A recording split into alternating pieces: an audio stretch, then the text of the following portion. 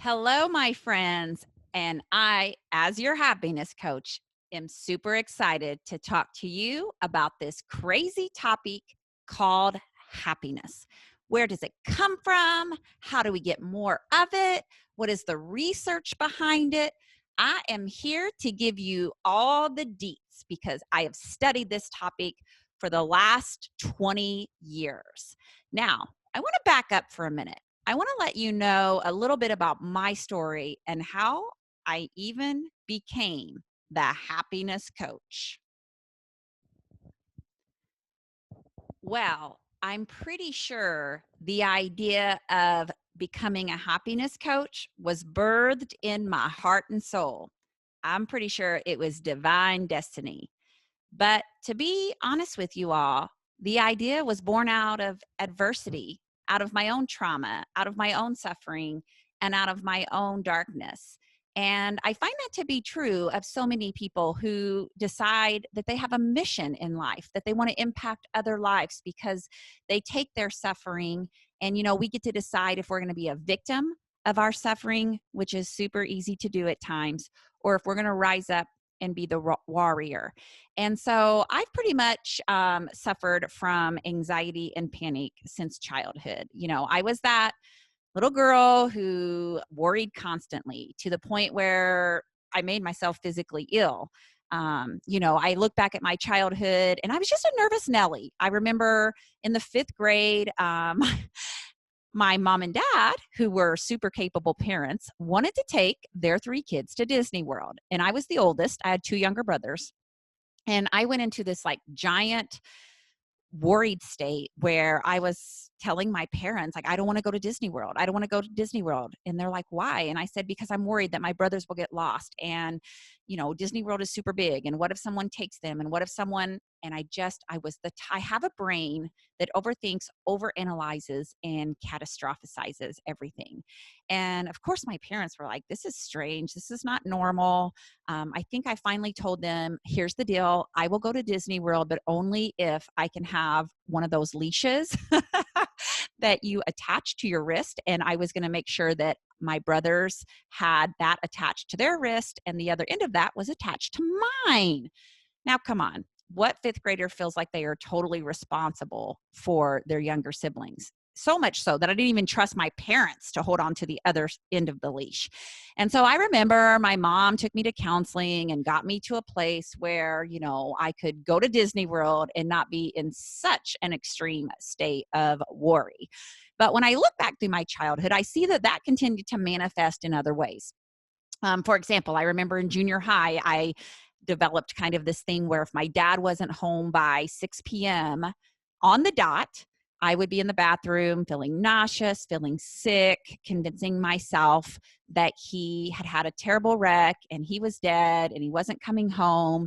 And that caused this whole thing. Like my dad started coming home 5 minutes early, so I wouldn't go into such, kind of a state of mind. Of course, then I caught on to that, right? So then it was like, oh, if he's not home at 5:55, now I'm worried. And so long story short, when I look back at my childhood, I can kind of see this history of catastrophizing and worrying incessantly. In fact, so much so that when I was in high school, I was this like kind of coming into myself, feeling confident. I was an athlete. I'd gotten over like the middle school stuff and had this exuberant personality that was really starting to come out, a little bit of my extroversion. And then my sophomore year, I started having these terrible episodes where I would be sitting in class and just within like a half of a second, all of a sudden the walls would feel like they were coming in. I would feel kind of confusion, like I knew where I was, but I didn't know where I was. I knew my name was Kim Sablehouse, but I didn't know why my name was Kim Sablehouse. And it was like everything in my brain just became kind of jumbled and I felt like I was going to pass out. I would get super hot. I would start to shake all over. And so I would ask to leave the room. And this continued to happen and it got worse and worse. They diagnosed me with low blood sugar, thinking it was that. Then they thought I had this thing called complex partial seizures. And it really became this huge thing that dominated my life for, I don't know, like the next 8 years or so. Because I don't know if any of you know about panic disorder, but that is what I suffer from. It is an anxiety disorder. It's very genetic. It kind of runs through my family, but nobody knew what it was. So when I started having these episodes in high school, I mean, we didn't know what was wrong with me. I all of a sudden struggled to like drive my car to school, and I struggled to be in school, and I struggled to be trapped in a classroom. And then the next thing you know, I didn't want to go to basketball practice unless one of my parents was there in case I would have an attack. And so, for anybody who now knows about panic attacks, or for those of you that don't, I want to explain what this feels like, because if you've never had one, you'll never understand the terror that comes with it. So, the way that I describe it is having a panic attack is similar to if I were to put you on a train track and I was to tell you, you are going to stand on this train track and there is a train that is going to come at you at 300 miles per hour and you are not to move. But I promise you that that train will stop within 1 inch of your nose. You are 100% safe. You will not be harmed. So picture yourself for a minute on that train track and picture that incident. You know, your body would start to sweat, your heart would start to beat, your body would shake, you'd feel like you were going to pass out. It would be extreme terror. Well, for someone who has panic attacks, that is what it feels like. But the issue becomes even bigger because our brain can't attach a catastrophe to why we're feeling like that.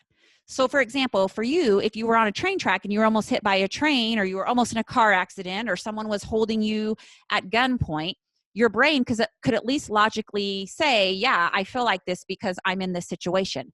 But for those of us who don't have panic attacks, we can feel like that instantly. And it can be in our car driving, it can be in our home, it can be walking around the block. And so then what happens is that leaves our brain feeling really bewildered. And then we start to think we're crazy, like we're weak, like what's wrong with us? And so for me, what I started to do then is I started to try to always stay in my safe zones. So, like if I was with my mom or my dad, then I felt safe because if I would start to have an attack, I knew that they could take care of me. And so, what I began to do over the next several years of my life is just really limit myself. And I held the struggle inside because nobody knew what it was. It's not like we were talking about anxiety disorders or panic disorders in the 80s or early 90s. And so I had immense shame around it because let's be honest, you know, here I am 16, 17, 18, 19, 20, 21 years old, and being at home by myself is a struggle. Walking to my mailbox at times is a struggle. Getting in my car and driving to work 5 minutes is a struggle. Going into Walmart is a struggle.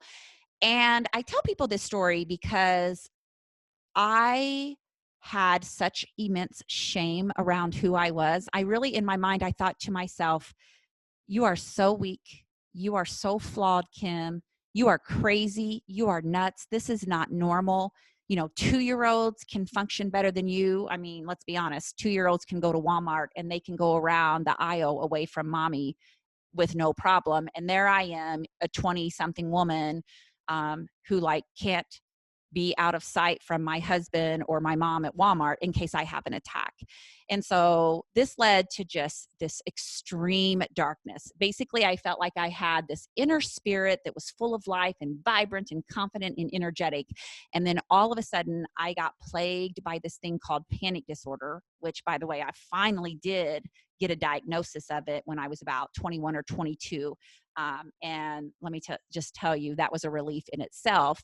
But I really had just so much darkness and so much inner suffering in my life that I really felt like, and it makes me kind of emotional even to talk about it. Every time I tell this story, I get emotional because no one knows how hard it is when you feel like this. For me, I felt like every 5 to 10 minutes at times of every single day was such a struggle for me. And the simplest things that everybody around me could do, I could not do.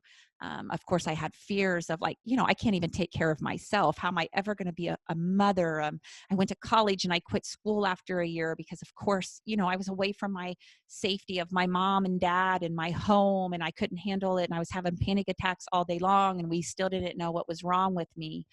But I had this moment, you all, when um, I remember my husband at the time had just left for work, and he would usually leave about 15 or 20 minutes before me. And that would become a super anxious time for me because I would be left alone. And then what if I start having these feelings? What if, I'm going to pass out? What if I'm going to go unconscious? And so that was always a really difficult time for me. And I remember one particular incident, and I tell this story, by the way, on stages across the country. And it's always a hard story to tell because I do remember the pain and I remember the helplessness of this moment. But I just went to the bathroom and I closed the door. And I don't know if y'all remember in the early 90s, but the burgundy and forest green decor was big time, right? So I'm in my burgundy painted walled bathroom with my burgundy green and forest green shower curtain and my forest green bath mat. And I do remember curling up. I remember curling up in the fetal position. And I remember feeling the soft feel of the plush forest green bath mat on my cheek. And I remember pleading with God. And I'll just tell you, right or wrong, if you judge me, you judge me. But I just told him, like, I don't have the courage to take my own life, but I really need you to take it. I really want you to take my life because I need to not have to endure this suffering all of the time. And of course, right, you start to judge yourself for even having that thought. But I do remember laying there. And I'm not going to apologize for getting emotional, guys. I didn't think that I would as I sit in my little podcast room telling this story. But it's an important part of how I became Kim Strobel, the happiness coach. So bear with me here. I also remember, and I don't know if it was a gut instinct. I don't know if I sort of heard something. I just remember it was some version of the words, Kim, you are made for more. You are not done. So get up off that bath mat and get yourself some help. I don't know what was different about that particular time, but perhaps I was being spoken to by God or universal intelligence or a higher power. I do believe I was. But I actually went to my regular medical doctor. I remember walking in there and feeling so ashamed to explain this kind of hidden secret that I had. And at the time, I think I just got really lucky. He happened to be kind of up and up on the anxiety research. And he said, Kim, I think what you have is panic disorder. And he explained about the neural connections in the brain and the serotonin levels and not jumping over the synapse. And he put me on Zoloft. And I'm just going to tell you all, that changed my life. By getting on an antidepressant that helped me not have the panic attacks as often, and to be honest, eventually I was completely panic attack free for a very long period. Little by little, I started to get pieces of the real Kim back. I also did extreme cognitive behavioral therapy. I did homeopathy, and I really began to take charge of my life. Um, and the way that I birthed myself as a happiness coach is I literally dug into the personal development field that was just coming alive in a really big way. I started to read every single self-help book I could get my hands on, and I became on fire with all of it, with learning about it, with implementing it. And And so really my life began to take a turn. I got myself back in college. I was working full time, going to college full time. And I really started to reclaim the deepest parts of who I was and how I wanted to show up in the world. And for me, we can fast forward now 25 years later and see that this is exactly how the happiness coach was born. Because what I found is this is not just about me and my story of panic disorder, but every single one of us has struggle, suffering, darkness, painful things that have happened in our life. And this is how I know as women, we also have the ability to rise above those things. And what I mean by that is there are so many times I have been angry at having panic disorder. And do I think that panic disorder sent me on a totally different path? I 100% do. I was mad for a long time because I didn't get to go to Indiana University. I didn't get to move to the big city. I didn't get to do all the things that my inner self wanted to do because I was plagued by these panic attacks. But I also know that when I look back at this, I see that the person I am today would never have evolved to being the happiness coach and would never be on such a strong mission to help every single woman find her joy, find her happiness by overcoming the hard stuff. And that's what I'm really on a mission, because it doesn't matter what our hard stuff is. And we don't have to do this thing called comparative suffering, right? We don't have to be like, well, my suffering isn't as bad as someone else's because, theirs is so much worse. We also have to stop doing that, right? Because pain is pain. Suffering is suffering. Darkness is darkness. And none of it feels good. And we don't have to not allow ourselves to have the feelings we have around our suffering just because someone else has suffered so much more than us. Brene Brown talks about this. She calls it comparative suffering. And so what I know is that I have the ability to connect with people because I can be the woman on stage dressed in her, super dress, her 3-inch heels, totally made up, doing a motivational speaking gig anywhere across the country in front of thousands of people. And I can be that girl showing up in a really big way in my life, but I can also know that I am still the girl who has struggled. And still to this day, I still sometimes struggle. I mean, I had a relapse of panic disorder last fall. And I had to go back. I had to go back and do the dang work, right? To get myself through that. And so really, I just wanted to talk about how we can take the bad things that have happened in our life and we can't. What do you, so what I do know, so what I do know is that we can use our challenges or our adversities and we can be defined by those for the rest of our lives, or we can decide to rise up and be the warrior in our lives. And what I've come to understand is that both parts of me matter, right? I can be Kim, who is knocking it out of the ballpark, traveling across the country, doing motivational speaking gigs for conferences, leadership teams, corporate schools. But I can also be okay that I am a woman who also has struggles. But I can be really proud that I don't let those define who I am. And so that's really the story of how the happiness coach was birthed. I really believe that, as bad as as hard as my struggle has been, that that it's also my mission. It's also my mission so that each and every woman knows that we are allowed to step outside of our stories. And so, how does this play into happiness? Well, let me just go ahead and give you some of the happiness research. So, all of us have what's called a set baseline happiness level. And this comes from Sonia Luber-Miski.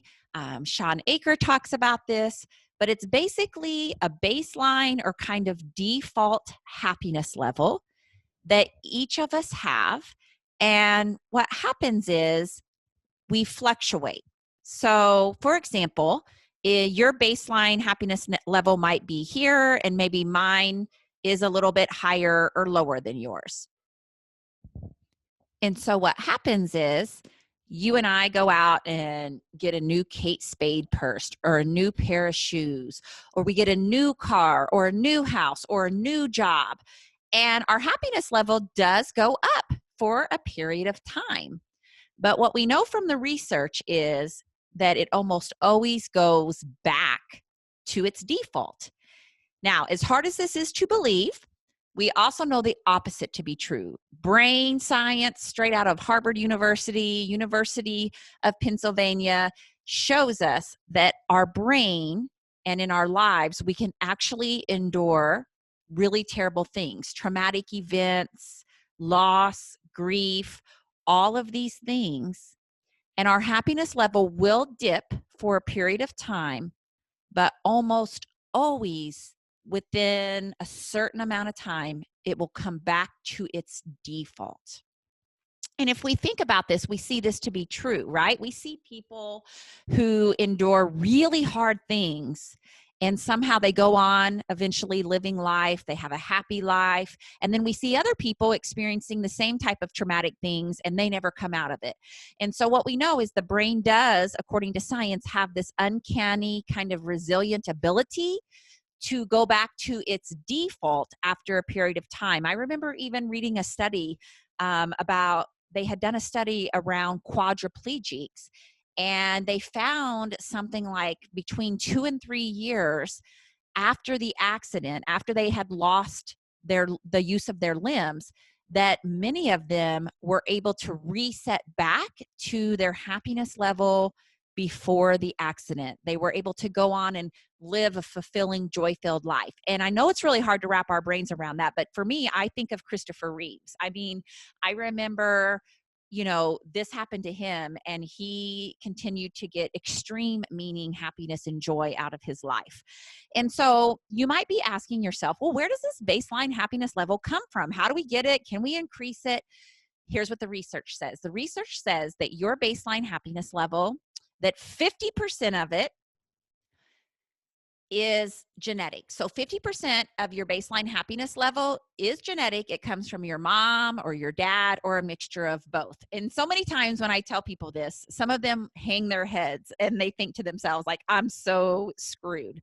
But we do see this to be genetic, right? It's like some of us were born to come into this world with this super shiny personality. We're able to handle challenges so much better than everyone else. And then there's those of us who are walking around with hives or, feeling the pressure constantly from our external circumstances. And so there is a genetic disposition to this, just like there's a genetic disposition towards your weight, right? Like some of us are born into this world with these super skinny genetic genes, and then others of us look at a French fry and pack on the pounds. I mean, there is a genetic tendency to this, and it comes from your mom or your dad or a mixture of both. But that's just 50%. So if you think of it as a pie chart, 10% of your long-term happiness, get this, are you ready? Only 10% of your long-term happiness comes from your external circumstances. What do I mean when I'm talking external circumstances? I'm talking about what kind of money you make, what kind of car you drive, what kind of home you live in, whether you're married, single, divorced, or widowed, whether you have kids or you don't have kids. All of those kind of external circumstances really only take up about 10% and contribute only about 10% to your long-term happiness. Now, I have to throw this in because I do real talk, and I always ask people, I'm like, hey, how many of you are parents? Of course, I'm a parent too. And I'm like, just so you know, the happiness research says that you become a little bit unhappier when you become a parent. Why is this? Well, let's be honest, because you're stressed out for the rest of your life, right? Now, here's the deal. I'm super happy I was able to become a parent. I'm super happy I have children. They bring extreme joy and meaning into my life. But there is a level of stress and worry that does come with that. So I always like to laugh and let people know that. So if 10% is circumstantial, okay, because we all let it be way more than 10%, right? Like we all say, when we can finally land this job, when we can finally make this kind of money, when I can finally lose this weight, when I can finally find a partner, I will be happier. We all let it take up way more than 10% of the pie. I'm super guilty of this. Just to give you like a small example of how I have let the 10% take up more of the pie.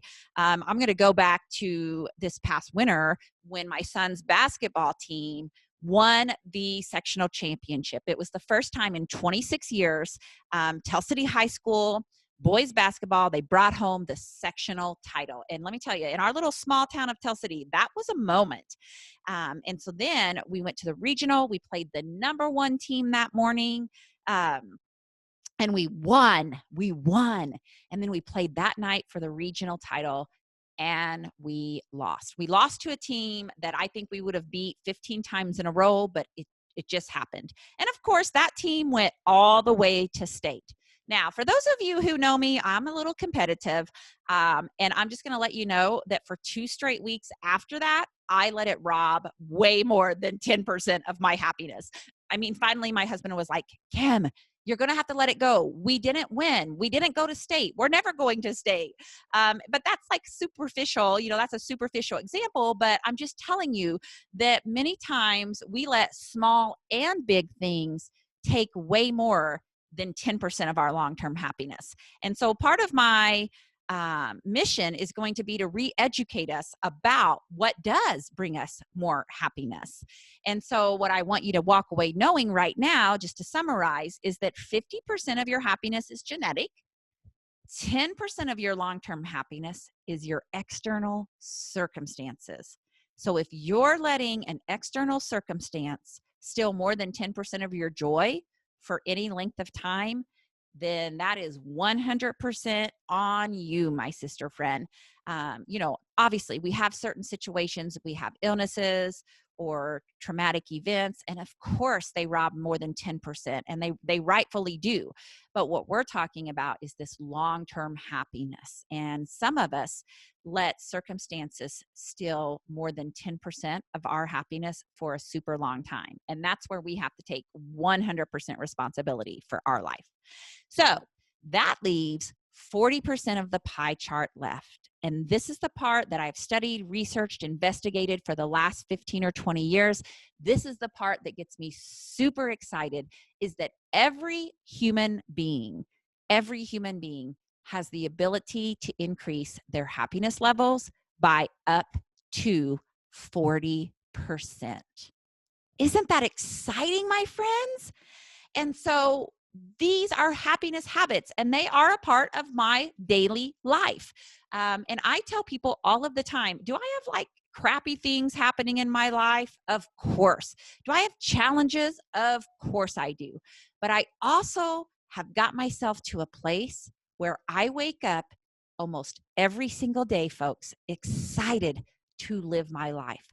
I have learned how to overcome hard things and still find my joy and still find my happiness. And that's what I want for each and every woman.